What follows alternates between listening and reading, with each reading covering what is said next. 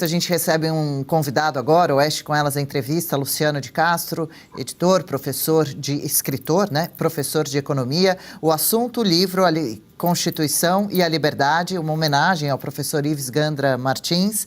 Tudo bem, professor? Bem-vindo. Legal conversar com o senhor. Bom dia. Bom dia, Adriano. Um prazer estar aqui com vocês. Prazer nosso. Vou começar perguntando um pouquinho sobre o conteúdo do livro, né? O senhor acompanha a discussão, claro, sobre democracia, soberania que se instalou no país, as críticas constantes ao Supremo Tribunal Federal por não seguir à risca a nossa Constituição. Qual a opinião inicial o senhor já traz sobre essa discussão, esse tema que se instalou no país? Pois é, Adriano, um dos objetivos que a gente teve de organizar esse livro foi exatamente observar, comentar sobre a realidade do país, né? Como nós estávamos caminhando rapidamente para uma ditadura judicial. E a homenagem ao professor Ives Gandra veio junto nisso, né? Eu escolhi o título, A Constituição e a Liberdade, e defini os temas, e fizemos, junto com o professor Modesto Cavalos, que é o outro editor do livro, fizemos convite a vários autores, o próprio Marcília, que está aí com vocês, é um dos autores desse livro também, um dos autores de um dos artigos do livro. Nós temos 45 artigos, são 54 autores, alguns artigos têm mais de um autor, mas cobrindo a ideia toda do livro é exatamente cobrir vários aspectos do processo que está em curso no país de deterioração muito forte das instituições, principalmente do Supremo Tribunal Federal, e desrespeito tremendo à Constituição e uma degradação constante e muito lamentável da liberdade que impera no país. Então, na verdade, o livro nasce exatamente dessa visão do processo político que está se rolando no país há muitos anos, na verdade. E o que a gente está vendo hoje, o assunto que é a pauta do dia, que vocês estavam comentando até agora, é, na verdade, mais um dos exemplos desse processo de deterioração das instituições, principalmente o Supremo Tribunal Federal. Julie? O quanto a falta de independência entre poderes como o executivo e o judiciário pode afetar o destino de um país? Na verdade, uma das correntes mais fortes da economia atualmente dá uma preponderância muito grande às instituições, e ao fato das instituições estarem funcionando. Quando as instituições não funcionam, e um dos aspectos basilares do funcionamento das instituições é exatamente a obediência às leis e à Constituição. Se você não tem uma sociedade que é regida sob leis, em que todos obedecem às regras do jogo, essa sociedade vai acabar caindo no abismo. E, na verdade, esse é o título do artigo que eu escrevi para esse livro, né? O título do artigo é Empurrando o País para o Abismo. E aí, obviamente, espero que vocês tiverem a oportunidade de ler o artigo, ele começa exatamente com a crítica dessa ideia de pensar que a gente pode, né, empurrar a história, né? Que é, como vocês recordam, uma das teses do ex-presidente do STF, o ministro Luiz Barroso. Na época que o artigo estava sendo escrito, ele ainda era o presidente do STF. Não sabíamos, né, que ele iria deixar o STF, mas essa ideia, eu acho que ela atuou, foi importante para induzir a um aumento do ativismo judicial, e o artigo coloca exatamente esse ponto, que essa ideia de tentar empurrar a história, na verdade, ela converte-se num processo de deterioração completa, de saída das, como se dizia, né, das 4 linhas da Constituição, e levando a vários absurdos ou excessos que o judiciário tomou nos últimos dias. Isso é muito grave para o país, e eu considero nesse meu artigo que é um processo que vai nos levar, de fato, ao abismo, e é o abismo que a gente já está contemplando, né?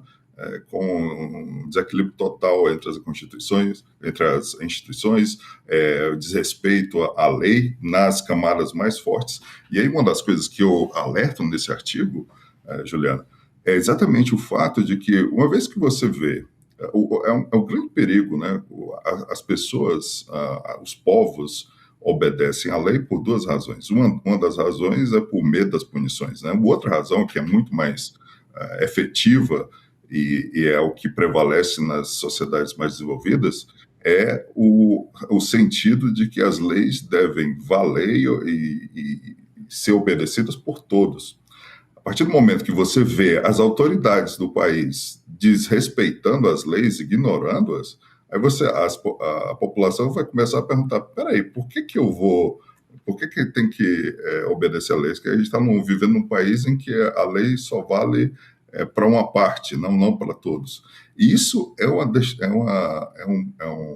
passo extremamente lamentável e perigoso, em que, quando você observa essas leis não sendo seguidas pelas autoridades, a própria população pode começar a perguntar por que tem que seguir também. E isso é algo muito perigoso para o país. Eu acho que várias pessoas aí que têm alguma influência política não estão vendo o perigo disso.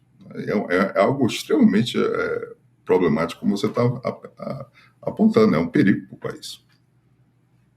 Professor Castro, muito obrigada pela entrevista. Realmente, quando o cidadão comum pratica uma ilegalidade, ele tem um processo a responder. Mas quando uma autoridade aparentemente pratica uma ilegalidade, eles querem fazer um código de conduta e nada de processo. E eu queria saber uma outra sobre reformas. O senhor cita no seu livro a possibilidade e a importância de algumas reformas no país. Quais seriam as sugestões? Então, obrigado, Paulo. Na verdade, uma das coisas, o meu artigo, né, que é assim, Empurrando o País para o Abismo, é um dos artigos do livro. Eu faço diagnóstico, né, vendo essa ideia do empurrar a história, como eu falei antes, essa perspectiva do mal terrível, né, que seria essa fuga ao respeito às leis. E aí a terceira parte é exatamente fazer uma proposta, né, como você sinaliza, do que fazer. E a ideia que está contida nesse artigo, e que eu pretendo, inclusive, explorar em um livro que eu estou finalizando, é exatamente de substituir o STF por uma Corte Constitucional. E como é que você faria isso? Você poderia fazer isso. Na verdade, no livro tem uma discussão grande sobre a possibilidade de fazer isso através de uma emenda constitucional, que, por incrível que pareça, em termos de número ou quórum de votos, apesar de você precisar, no caso do impeachment do ministro, você precisa de 2/3 do Senado, né? No caso da PEC, é 3/5, que é menos, nas duas casas, mas o nível é mais baixo. Então, nós poderíamos fazer uma PEC, e eu não vou entrar nos aspectos mais da possibilidade de fazer isso, mas a ideia básica é a seguinte: a Constituição foi produzida pela geração de 1988, e as gerações têm liberdade, principalmente, esse é um dos princípios da Declaração dos Direitos Universais do Ser Humano, que cada geração tem o princípio, tem a liberdade de definir seus próprios rumos. Então, não é que uma Constituição de 88 vai limitar o que a gente pode fazer isso. Então, uma das teses é exatamente, você pode fazer isso através de uma PEC, uma proposta de emenda na Constituição, retirar os ministros, todos, não é um ou outro, mas retirar todos os ministros que estão atualmente no STF, passá-los para uma outra função, e a gente pode discutir qual tem algumas opções em relação a isso, e substituir a Corte Constitucional com duas reformas. Primeiro, quem as integra? A ideia é exatamente seguir uma proposta que foi do professor Modesto Carvalhosa, de formar a Corte Constitucional através como juízes de carreira, sem interferência política na sua escolha, com mandato curto e fixo e com atribuições restritas apenas para julgar questões constitucionais. Essa Corte Constitucional, portanto, não teria nenhuma prerrogativa de processar quem quer que seja, tá certo? E aí a gente pode pensar assim, para quem vai a propriedade, a prerrogativa de processar autoridades. A gente pode discutir sobre isso, mas o grande ponto é exatamente que você restringe o poder e o alcance do que pode ser feito nessa Corte Constitucional. Ela não é mais o STF como existe hoje, que pode fazer basicamente tudo. Ela vai se restringir apenas a questões constitucionais e com mandatos fixos. Isso é extremamente importante e está junto com a ideia de trabalhar no equilíbrio entre os poderes, exatamente entre os poderes judiciário, executivo e legislativo, de forma que haja checks and balances e limitações ao poder, à atuação de um poder. No caso, o judiciário, que acabou se tornando o poder majoritário aí, controlando todos os demais na República hoje, no Brasil. Professor, prazer falar. Se quiser, eu posso. Pode, claro. Vai lá, André. Prazer falar contigo, obrigado pela entrevista. E estava até comentando aqui que tive, como o senhor mencionou, prazer de ter um artigo meu no livro, em homenagem ao professor Ives, e até mesmo participar do evento de lançamento foi uma honra, junto de mais colegas meus aqui, como a Paula Leal, que também esteve presente, acho que tem um artigo do Constantino, da Ana Paula Henkel também, enfim, colegas queridos, e foi um prazer. Agora, professor, me diga uma coisa. Bom, claro, pergunto quais são os novos projetos editoriais, né? Essa é uma questão que eu quero deixar, mas também pergunto ao senhor o seguinte: do momento em que esse livro foi feito ou lançado até agora, o senhor acha que a nossa democracia piorou, melhorou, as nossas liberdades pioraram ou melhoraram? Estamos num outro contexto ou é mais do mesmo que vivemos hoje? É uma excelente pergunta, Marcília. Na verdade, eu diria que as coisas estão só piorando, né? Porque está cada vez mais inegável a deterioração completa do Supremo Tribunal Federal. Houve uma série... O livro a gente lançou no finalzinho do ano passado, mas antes, né, da finalização dos julgamentos, né, em relação ao golpe, que não é nada de golpe, a eleição é uma grande fantasia que se vendeu para o país, né? E a gente pode comentar um pouco sobre isso, mas o que a gente viu desde então foi exatamente, eu diria até que um cumprimento dessa profecia, da gente estar caminhando cada vez mais para um abismo, né? E a gente pode não ser um abismo que a gente cai vertiginosamente, mas vai rolando, né? Para um lugar onde não queremos estar como país. Esse próprio escândalo que está sendo discutido agora, e vocês estavam discutindo, né, do Banco Master, eu acho que é mais um exemplo, né, dos grandes problemas. E é muito fácil entender por que isso acontece. A partir do momento que você concentra poder, como está concentrado hoje no STF, o poder ele vale dinheiro, né? Porque esse poder de tomar decisões ele acaba levando a impactos bilionários, inclusive, né? Tem ações bilionárias lá sendo decididas pelo STF. E a partir desse momento que você tem esse poder e a Corte acaba atuando não de forma técnica, né, como deveria ser, você tem e se dispõe aí para um lado ou outro, para outras questões que não são técnicas, você cria uma mercadoria, né, que pode ser, então, negociada. Eu não vou fazer a acusação direta porque eu não tenho provas de corrupção, mas vocês estão falando sobre isso, né, está aparecendo várias coisas, mas até favores, né, as viagens para os outros países, etc. e tal, participação, ou viagem em jatinhos, essa coisa toda, que claramente não faz parte de um processo que você diria, bom, isso aqui está acontecendo de uma forma transparente, ética como deveria ser. Não apenas sendo honesta, né, mas parecendo honesta como deve ser a mulher de César, não é isso?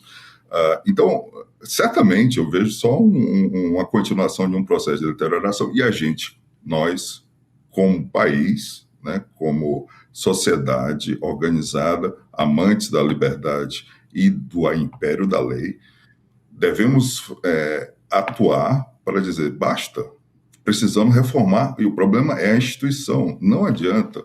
E aí eu queria frisar, você perguntou sobre o outro projeto, né? Um dos projetos é exatamente enfatizar essa solução, né, é muito importante nós atuarmos na organização institucional da alta cúpula do judiciário.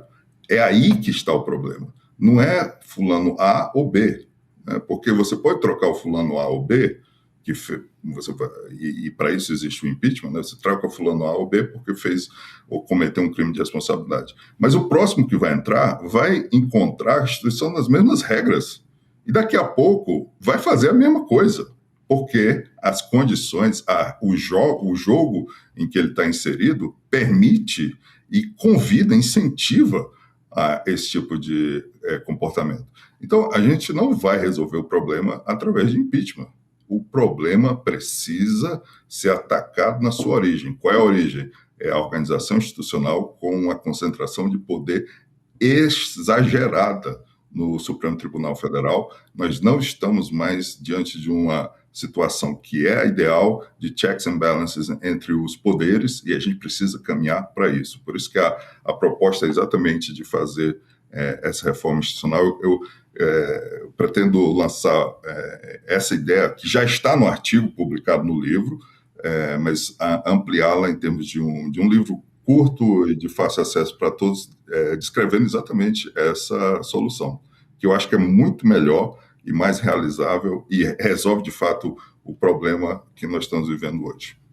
É uma discussão bastante complexa, temas importantes para a gente refletir mesmo, acompanhar entrevistas, livros como esse que podem realmente nos inspirar, né, e trazer um conhecimento maior, porque a situação que o país está preocupa e demais a boa parte dos brasileiros. Luciano de Castro é economista, escritor, veio aqui em Oeste com Elas conversar sobre o livro A Constituição e a Liberdade. Parabéns pelo trabalho, bacana a homenagem ao Dr. Ives, uma mente brilhante para a gente escutar, né, com uma carreira ilibada como tem. Volte outras vezes, viu? Obrigada pela participação e boa conversa aqui hoje nessa manhã. Obrigado, Adriano. Foi um prazer.